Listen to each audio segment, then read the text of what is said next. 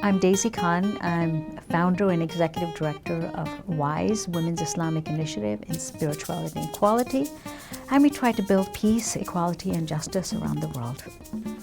So when I first moved to New York, one of the boroughs of New York, which happened to be Queens, and that's where all the immigrants land, and I too landed in Queens and Elmhurst. I used to take the number 7 train, and you know, the number 7 train is like a Mecca.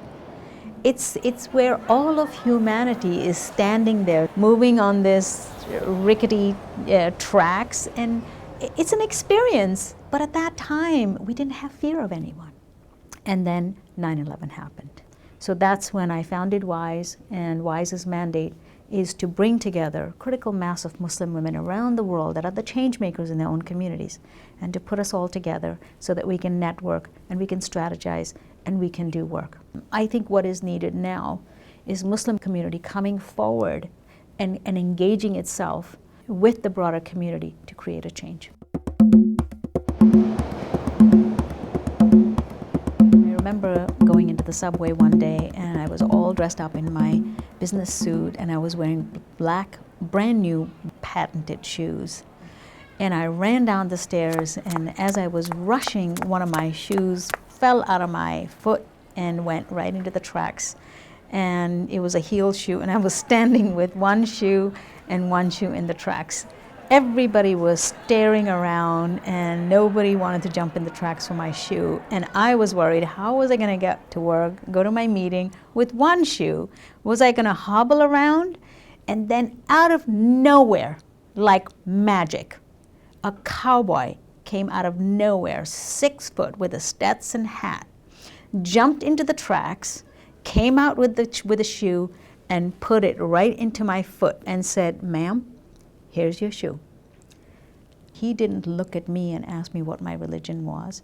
That is the experience that I would like to bring back. The P2P program that is highlighting the experience of the 7 train and the different stops, I think is the world that everybody is gravitating to return back to. And it's also the experience of all Americans. America is a nation of immigrants.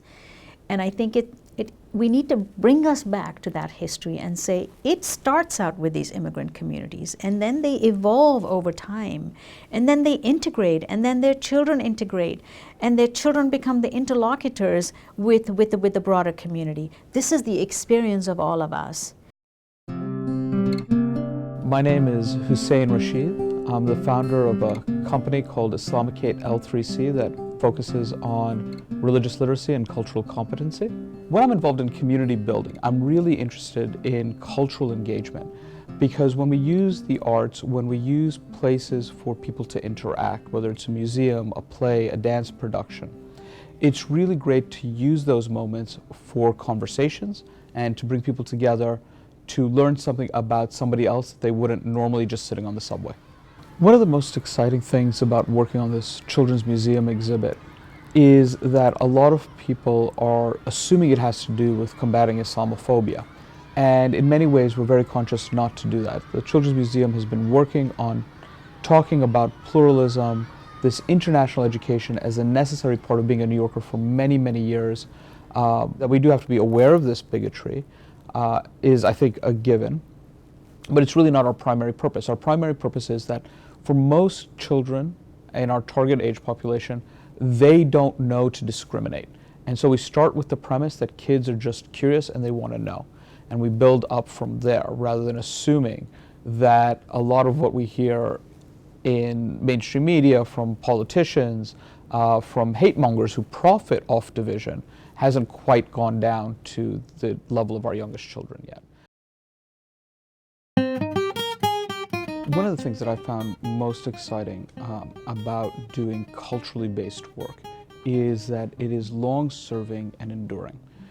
Oftentimes when we have spikes in the news because of terrorism-related activities, because of some controversy involving Muslims or other, groups that are marginalized in American society, is that the cultural work survives that, and it sets up not an environment where we're trying to figure out what is the appropriate response to violence, but saying that we know already what the appropriate response to violence is, and that is to create, to build, to look at ways in which we can actually function as a community.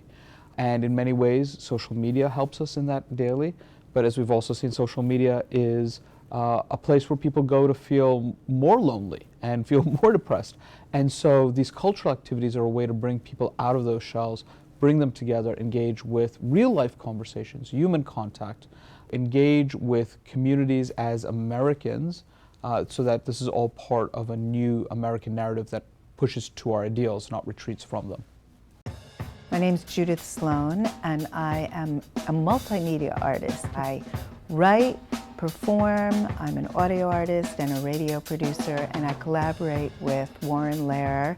He is a writer, a visual artist, a photographer, a designer. We formed a nonprofit called Earsay. It goes in your ear, swirls around your head, comes out your mouth, listening to stories of our neighbors. And one of the biggest, most ambitious projects we did was a book, Crossing the Boulevard, an exhibition that traveled around the country and is still traveling, and a performance series. And it's brought me into the world of many different communities and also many lives.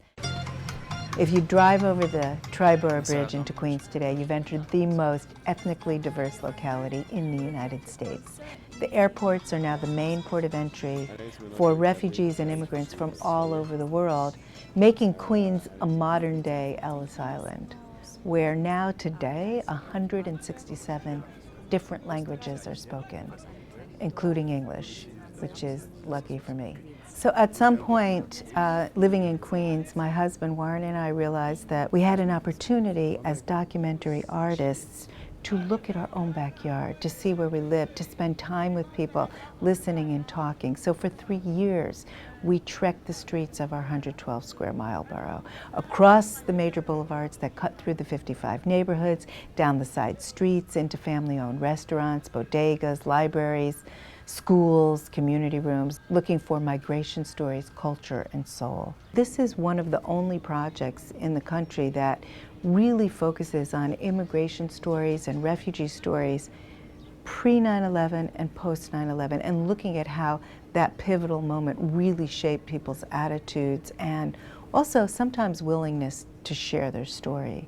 We learned in a very visceral way what it means to be part of a community and to be valuing cross-cultural dialogues before a crisis.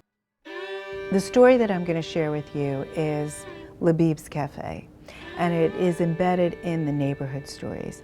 So this is what happened.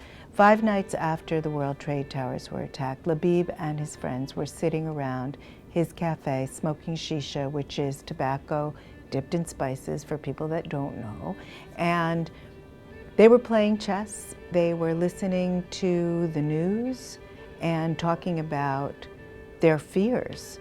And at 3 o'clock in the morning, 4 young guys, 2 white, 2 Hispanic, barged into Labib's Cafe. They started turning the chairs over, smashing the mirror, and Labib and his friends called the cops. And to their credit, at the time, the cops were keeping watch on the Arabic neighborhoods. They got the guys, they ID'd the guys, they got them down, they handcuffed them, but Labib refused to press charges. He said there was enough pain already. He didn't want to make things worse, just let them go. So the cops had no choice. If you don't press charges, they had to let them go. They let the boys go, then the cops left, and then Labib and his friends were cleaning up the cafe at 4 o'clock in the morning. And the same 4 guys came back to Labib's Cafe. And the first thing out of their mouths, they thanked Labib for not pressing charges. And then these 2 sets of men sat until 8 o'clock in the morning talking about their fears and differences. And these boys helped them clean up the cafe and bought everybody coffee.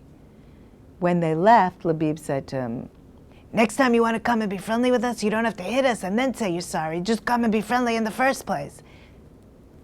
And I think that story really touched a lot of people because it wasn't just about people of different ethnicities sitting down and talking.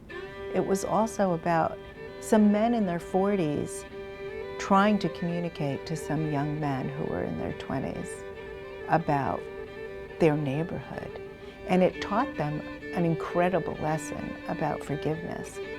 So it's interesting for me to be part of this peer-to-peer campaign, 7TrainStop, with the idea of the 7 train being the International Express, that we're looking at stopping a kind of heightened violence, and every stop on the 7 train is a different story. Honestly, just being on the train is a story.